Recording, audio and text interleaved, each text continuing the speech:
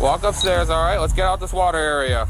I don't wanna. I'm scared. You're scared? I think she stabbed him. She stabbed him? Yeah. Took a stab. There's a hole big at the end of this stairway right here. Yeah. Crime scene, blood everywhere.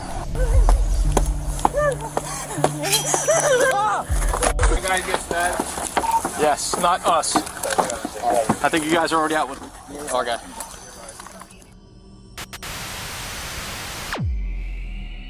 It was just another seemingly quiet night in the small town, the kind where nothing out of the ordinary ever seemed to happen. But that night, a call to the police would change everything.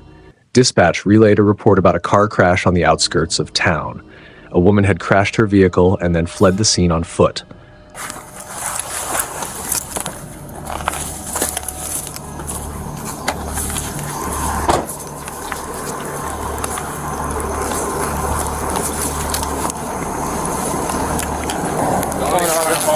I guess he ran off. Only car involved? Yeah. Single vehicle? All Yeah, right. Where's the driver at? Is he inside? Ran off. Oh, he took off? A girl. They said it was a girl.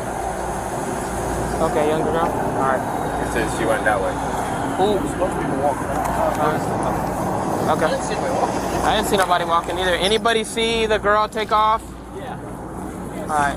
What was she wearing? So she climbed out of the car. She was really disoriented, you know. She's like, I need to find my phone. And then I was like, you need to sit down. Because she had a cut on her hand. But she was like, I gotta find my purse. And then she wouldn't be like restrained, and she just ran that way. Yeah, okay. Where were you at? So we were in this car, and they're in that car, and we were coming this way. Yeah, we're heading 35 miles an hour. Okay. And she passed them. Us first. So she was heading. She was headed this way. She was headed southbound. She passed us on the right, coming through the woods, and like then came in the car flipped about 2 or 3 times. So you seen her lose control? Oh yeah. Did she strike anything? She almost hit us. You know? Yeah, she went into the right. So she went into the bushes over there. Yeah. Okay. And you try to get her to stop, and I did. Yeah, I was trying to get her to sit down, and it's like, you gotta sit down. She's like, I gotta find my phone. I need to get my keys. Without hesitation, a deputy named Cody was dispatched to investigate the situation. Little did he know, the night was about to take a turn for the worse. Following a hunch, he began to walk down the road, looking for any sign of the woman. The night was calm, with only the sound of the waves crashing nearby as the moonlight reflected off the shoreline. Soon, Deputy Cody came across a beach deck where 2 couples were sitting by the water, enjoying the tranquility of the night. The deputy approached them, his flashlight cutting through the darkness.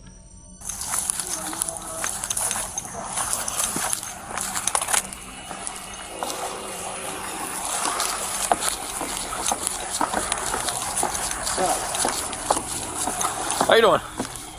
Sheriff's office. How we doing? Fine. Did you guys see a girl come down here? We did. Thin, tall, dark hair, walking to the north. Awesome. Thank you.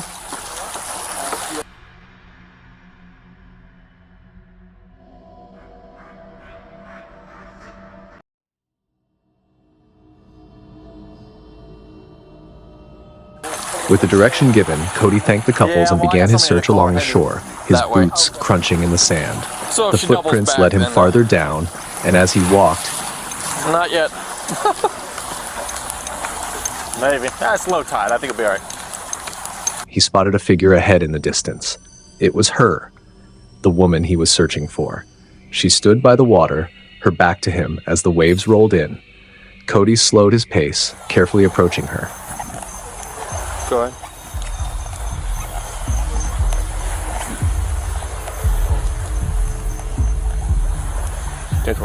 Hello. What's going on? Man, stop real quick. Possibly 1012, the signal free driver. What's going on? I don't know. You don't know? Alright. Were you just in a crash? Ma'am, come up here. Don't walk away. No, no walking. Come over here.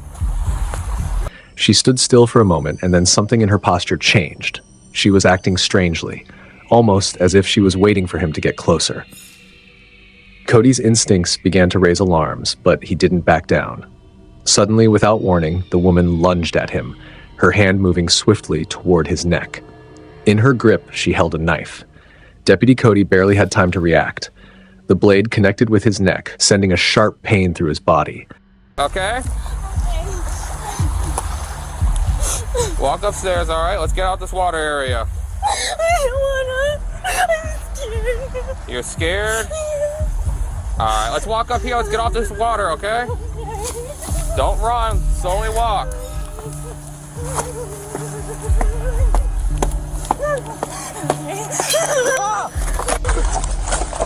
SO, give me traffic!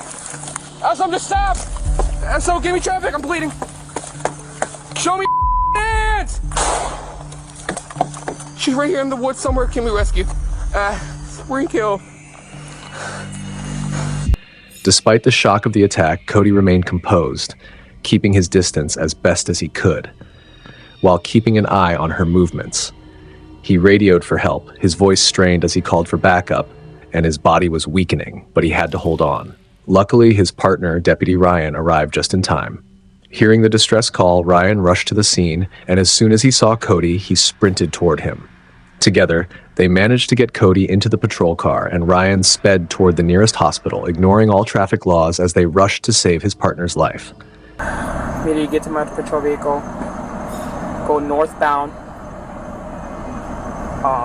at which point I would say Cody was approximately a mile and a half north of us, north of me.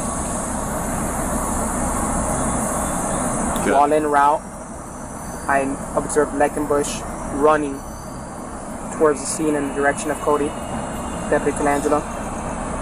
I stopped. He got into I told him to get in. He got into the back of my patrol, the rear to my patrol vehicle, and we took off. To Deputy Colangelo. I then observed Deputy Colangelo standing up, and there was blood all over his chest coming from his neck area. He was holding pressure with, I believe, 2 hands. What he told me is I went to go make contact with her, and she turned around and stabbed me. He pointed in the direction which was on the east direction. He's like, she's in the woods. Good. At this point, me and Leckenbush, Deputy Leckenbush, drew our service weapon and started calling commands out and tell her to come out with her hands up.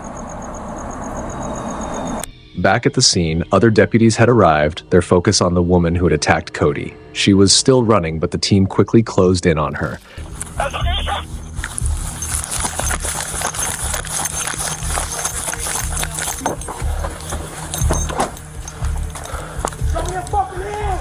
Push it. I'm out here. It's a knife, right? Yeah.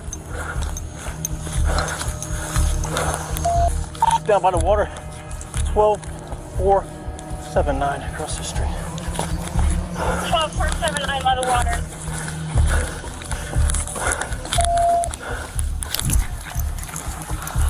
We have her. We don't have her.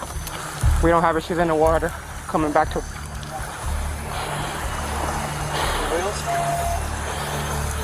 You better come out here and stay on the fuck on the ground. Get over here. Yeah, we're trying to get her to come back on the water.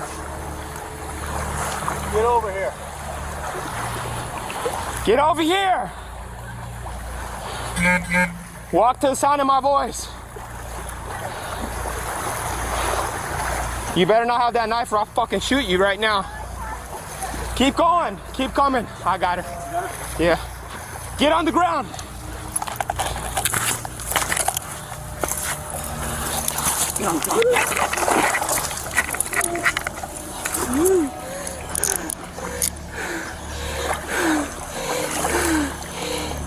I got it.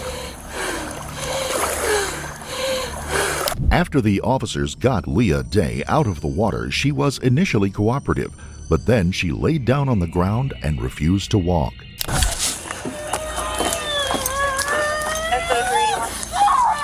Oh, she's awake now? When they finally caught up, she refused to walk and had to be carried to the car, her hands cuffed behind her back. She didn't fight as much as they expected, but there was something unsettling about her behavior, like she wasn't quite there mentally.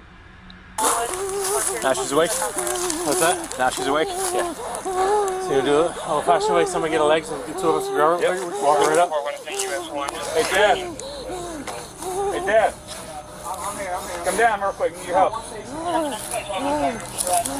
I don't think she's going to be a patient, though. They just need help getting her up. Did one of you guys get stabbed? Yes, not us. I think you guys are already out with me. Okay. Yeah, I didn't want to do this to two people. Oh, no, absolutely. 200. Not harder, right? 12 fish.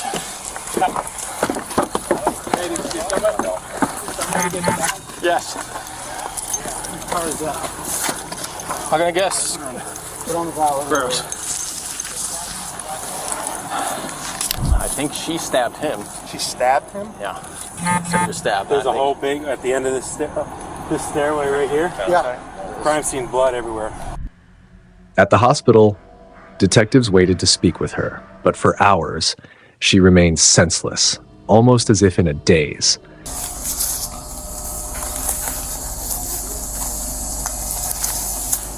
Hey. Hey. Wake up. Do you know where you're at? Huh? Do you know where you're at? I'm Detective Dale with the St. Lucie County Sheriff's Office. Do you know where you're at? Do you know where you're at? What's your name? You okay? What's your first name?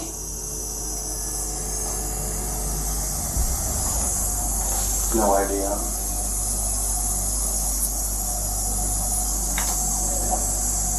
Maybe in the car or something.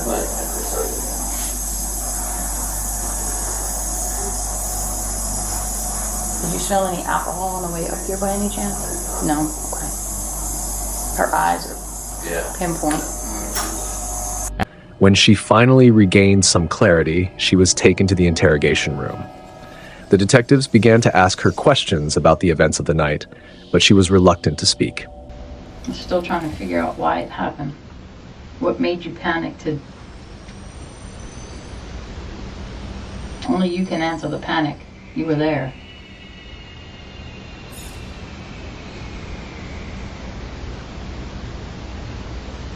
Yeah, it was obviously something made you panic. And that's what we're trying to figure out. You know, you don't seem like a bad person, you know, go around and doing stuff, so something made you panic. And that's what we're trying to figure out.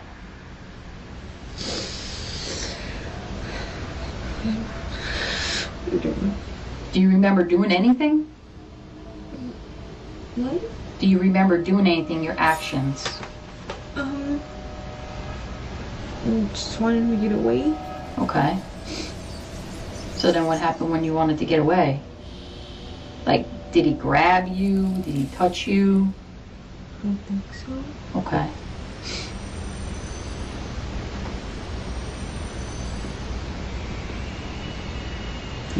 At first, she denied any memory of the attack.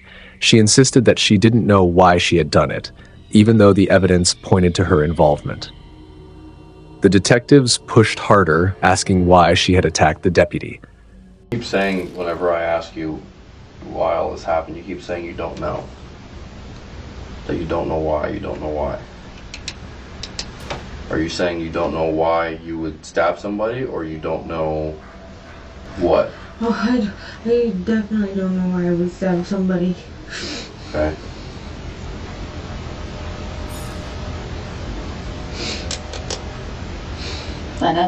And that's what we're trying to figure out, like, what made you panic?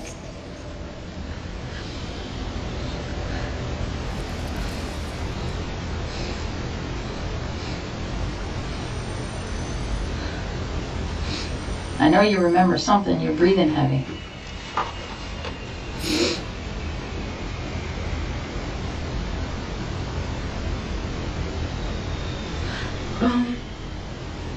Insurance. I don't have any. You don't have no insurance? Yeah, I have a panic. Okay.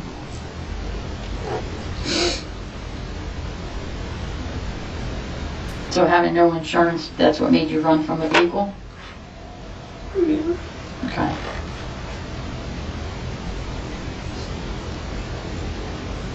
Have you ever been in jail before? No. No? Okay. So, tonight, were you scared to go to jail because of the car accident?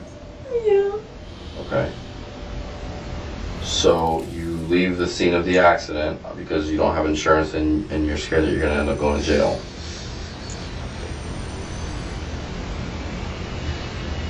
You obviously remember enough. Okay? I know that, you know that. Okay?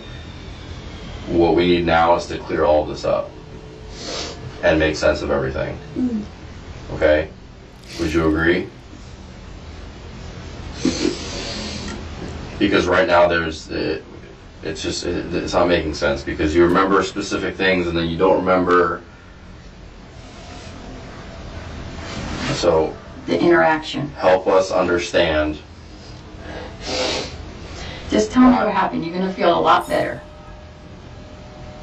Once you start talking, believe me, you're going to feel better. I know you know more than what you're telling us. I can see it in you.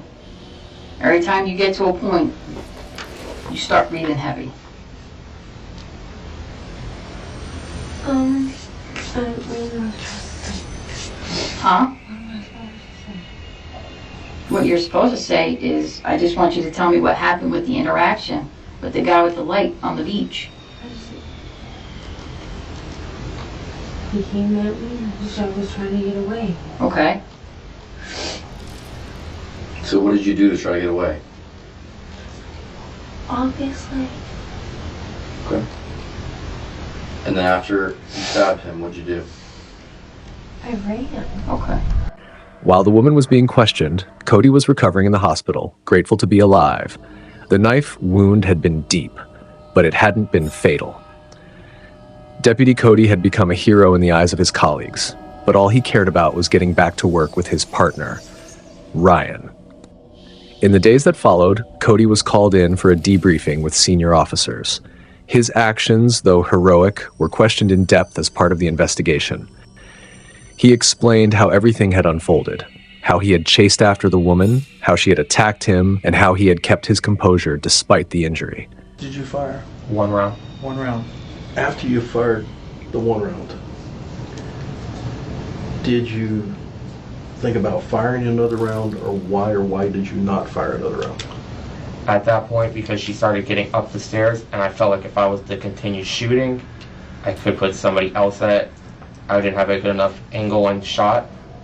I feel like I didn't have a good enough, trying to explain it, to be able to get another round safely off towards her without putting a risk of anybody else. Anybody else meaning your background? Background, yes. Cars were still traveling up and down Any River Drive during those hours. All right. The detectives... Were you alarmed? Or let me ask you, did you ever ask to see her hands? No. Okay. In watching the video, initially she's down on the beach. Mm-hmm. Do you remember where her hands were? When I first saw her, I observed it looked like a black wallet in her hand. Okay. When I first walked up on the dock, what she did wasn't hiding her hands when she was just walking around when I first saw her, so I didn't see any type of weapon. Okay. When she was down at the bottom of the deck, where were her hands at that time? Behind her back. Okay. When she walked past you and you were following her up, where did her hands go? She started towards the front. Okay. But could you actually see the palms of her hands? No. Okay. At that point, did anything cause any alarm in you? And the fact of she was standing like this in the video, and then when she passed you, she kind of moved them around. Did it cause any alarm or concern? At the time, no, because she appeared to be under the influence of something.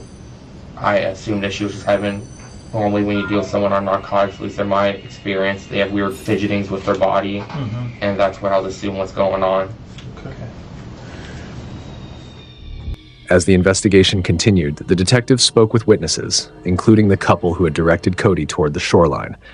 They had seen the woman, but their information wasn't enough to fully explain her motives. All the same, it helped piece together the puzzle of that harrowing night. She went down onto the beach, and we were sitting down here on our dock. So she walked up right at our feet, basically. Okay. And we didn't talk to her because she was just sort of staggering a little bit, and she stopped at the end of the dock and sort of did a 360 and then kept going. Okay. Deputy Colangelo then came down and said, "Did you see anybody come by here?" And we said, "Yes, there was a young woman. She just walked by, and she had been the only one there, so you can find her footprints there. They're the only ones. Okay. They'll take you right to her." Okay. And so he followed her down there. I offered to hold his shoes for him, but he seemed not to. Okay. Meanwhile, the woman's fate was sealed. She had been arrested and would stand trial for assaulting an officer and fleeing the scene of the crash. But for Deputy Cody, the recovery wasn't just physical, it was emotional too. He couldn't forget the look in her eyes, the panic that had driven her to violence. He couldn't help but wonder if there had been another way to resolve it. But in the end, he knew he had done everything he could. But the road ahead would be a long one, both for him and for the woman who had caused so much chaos. The story wasn't over yet, and the consequences of that night would continue to ripple through their lives for a long time to come. Leah Michelle Day's sentencing to life in prison serves as a stark reminder of the consequences of impulsive, desperate actions. After fleeing a late-night car crash in St. Lucie County, Day stabbed Deputy Cody Colangelo during what was described as a completely unprovoked attack. Her fear of being arrested and lack of car insurance led her down a path of irreversible decisions. Now she faces a lifetime behind bars. The courtroom heard testimonies, reviewed Bodycam footage, and examined the evidence that painted a clear picture of the events leading to this tragedy. Although Day claimed she acted out of fear and desperation, her actions endangered lives and nearly cost a deputy his. Deputy Colangelo survived the attack thanks to the swift response of his fellow officers, but the emotional and physical scars remain. This case stands as a powerful lesson about the dangers of letting fear and poor judgment dictate our choices. If you found this case insightful and want to learn more about real-life stories with important lessons, don't forget to turn on notifications so you never miss an update. Let's reflect, learn, and grow from these cautionary tales.